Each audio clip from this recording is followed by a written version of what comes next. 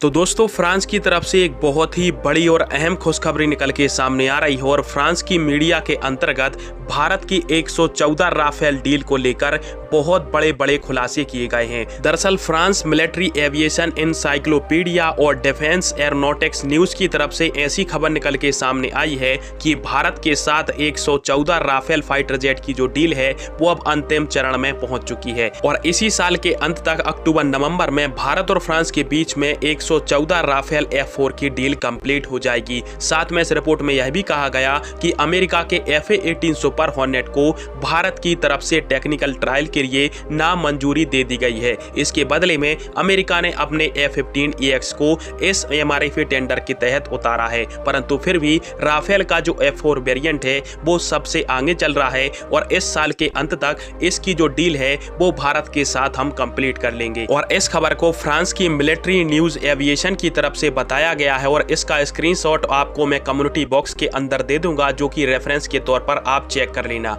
और दोस्तों साथ में इस रिपोर्ट में यह भी बताया गया है कि जो 26 फाइटर जेटों की डील होनी है भारत के नए एयरक्राफ्ट कैरियर के लिए, उसके अंतर्गत भी राफेल का जो मरीन वेरिएंट है वो FA-18 सुपर हॉर्नेट से कहीं आगे चल रहा है। और इस डील के कंप्लीट होने के बाद में शायद भारत 26 राफेल के मरीन वेरिएंट को भी खरीदेगा, परंतु फिलहाल में MRFA टेंडर के तहत भारत के लिए फ्रांस का राफेल M सबसे बड़ा और अहम दावेदार बन चुका है और यही MRFA टेंडर को जीतेगा। हालांकि MRFA टेंडर की 2018 में आई RFI के बदले में भारत की वायुसेना की तरफ से RFE अर्थात रिक्वेस्ट फॉर प्रपोजल को जारी नहीं किया गया है, जिससे अभी यह फिक्स नहीं हुआ है कि राफेल ही आएगा या फिर कोई और। परंतु फिर भी फ्रांसीसी मीडिया की तरफ से भारत की वायुसेना के पूर्व अधिकारियों के बयानों का हवाला देते हुए यह कहा गया है कि भारत की वायुसेना पहले से ही 7 प्रकार के फाइटर जेटों को यूज करती है और अब एक और अलग से फाइटर जेट लिया तो 8 प्रकार के फाइटर जेट होंगे और इनको मेंटेन कर पाना भारत की वायुसेना के लिए बड़ा ही मुश्किल काम हो जाएगा। इसलिए भारतीय वायुसेना खुद चाहती है